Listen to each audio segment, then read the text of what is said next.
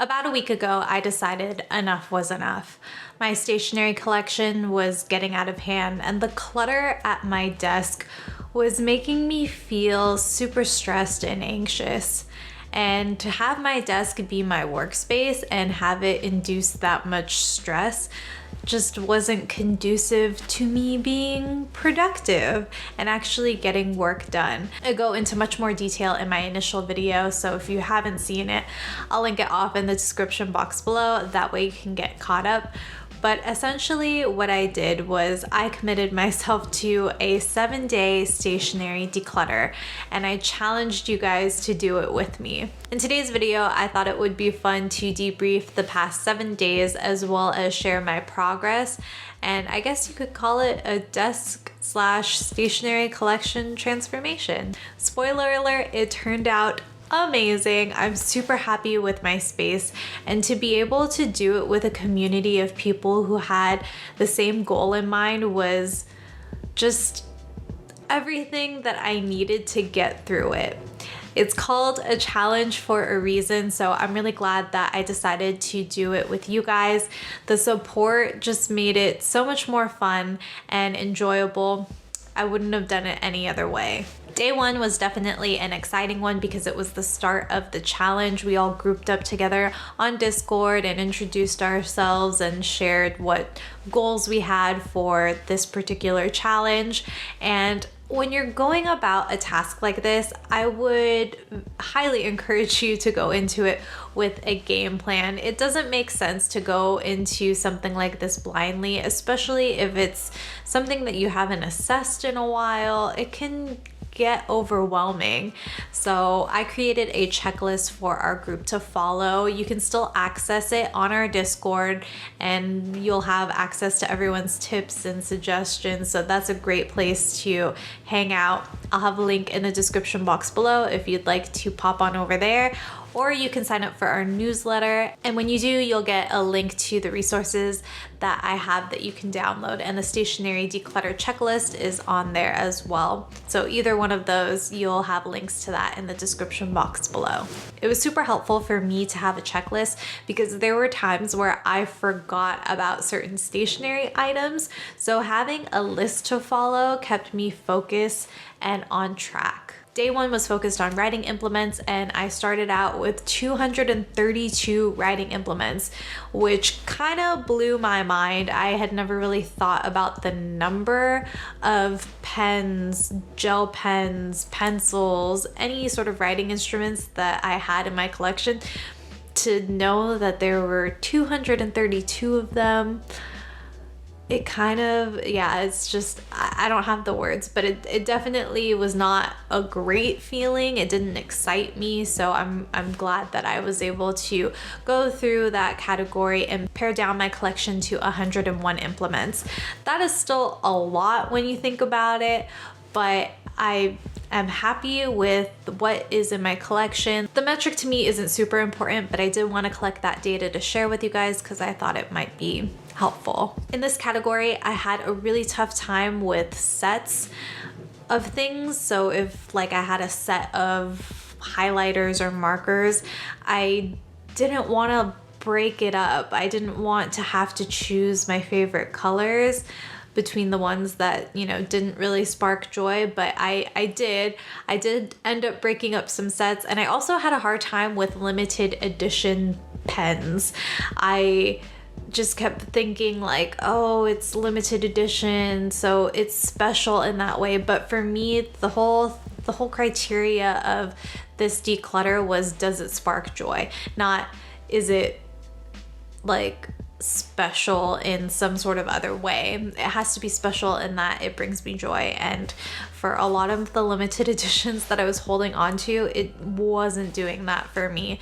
So I ended up letting those go. In this category, I was also really surprised by the things that I was ready to let go of and I hadn't really thought about. I think going into this challenge, I had a couple of stationery items in mind that I was like, yep, I'm ready. It's time to say goodbye. But then going through each item, like my brush markers, my dual-ended UV brush markers, I was surprised that those no longer sparked joy for me. Do I still think that they're a really good beginner brush marker? Absolutely, especially if you're looking for a dupe for the Tombow brush markers. But for me, like it's not something that I enjoy using anymore, and I had a hard time accepting that. Day 2 was all about refills and inks, and as I'm looking at my notes here, I started out with 80 of them, and I did not write down how many I kept. I know I talked about it in the Discord, so if you hop on over there, I'm sure you could find it.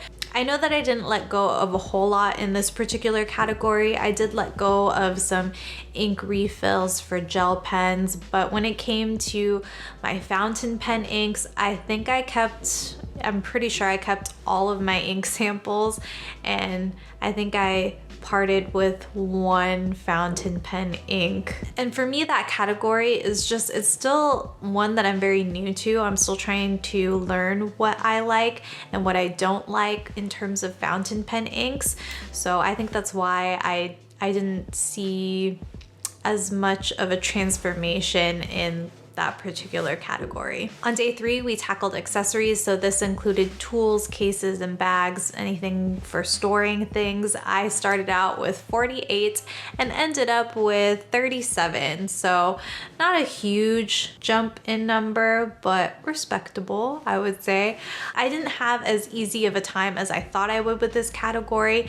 I was thinking in my head, because it was so small, that I would get it done pretty quickly, but I still felt really challenged as I went through this category.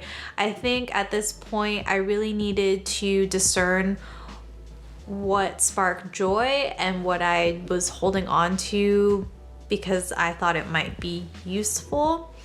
So that was a tough one for me, and that was a theme that kind of carried over into the next day. Day 4 was paper. I didn't count individual sheets of paper. I kind of counted as sets, and I'm looking at my notes again. I forgot to write down how much of this I kept, but I did start with 80, and I feel good about all of it, but I think this was definitely another challenging one because I like to keep scraps of paper, especially just mail. I'll keep mail, and I'll take off like my personal information, and I'll print like shipping labels on the back of it because I'm trying to be resourceful. And I think when you're sort of a craft inclined person, you're always thinking of ways to repurpose things.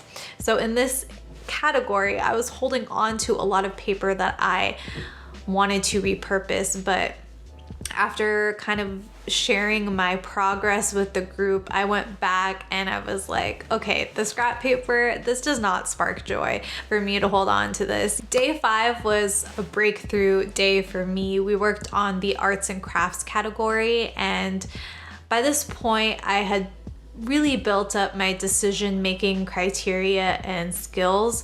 So I was pleasantly surprised by how quickly I was moving through like my washi tapes. I was like, yes, no, no, yes.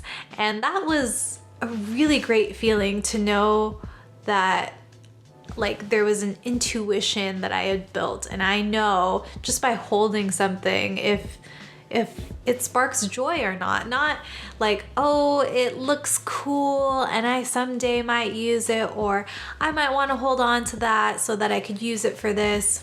No, like for me, that was just extra fluff, and my main goal was to fill my space with things that spark joy. So I was really, really proud of myself during day 5 to make such quick decisions. Moving on to day 6, we tackled office supplies. So for me, I feel like office supplies are the things that you like kind of have to keep around. They're usually I don't know, in some cases, it could just be for me, some cases where it's not as fun as other categories, or at least that's what I realized, is that I need to up my office supplies game, because I was looking at some of these and I'm like, wow, these are kind of boring. These do not spark joy. And that was another category that really tested me, because yes, I need like to have scissors. Yes, I need to have rulers and a stapler, but I want those things to be a joy to use, not something that I just have laying around. So on day 7, we tackled anything that I might have forgotten to include on the checklist. And this was just a day for us to catch up if we needed to, or revisit some categories that we still weren't satisfied with. I basically took this time to make sure that I had gone through everything that I needed to, and I also spent the day looking for new storage. At this point, now that I knew what was in my space, I felt pretty confident moving forward and trying to find some new storage. It's something that I wanted to do like since last year. And I had been holding off on it because for me, it didn't make sense to buy storage and then end up not having enough of it, or having too much of it, or not having it be right for my current stationery collection. So now that it's all tidied, I'm pretty excited. I'm just waiting on another part, and then I'll be setting that up probably like in a future studio vlog. So if you guys want to see that, make sure you turn on your notifications and you're subscribed, all of that good stuff. And that was the end of the 7-day challenge. I'm so glad that I did this, and I'm so glad that I didn't do it alone. To have friends to check in with at the end of each day was really inspiring and super motivating. And as far as my space and collection goes, it feels just right. It feels like exactly what I need in my space right now.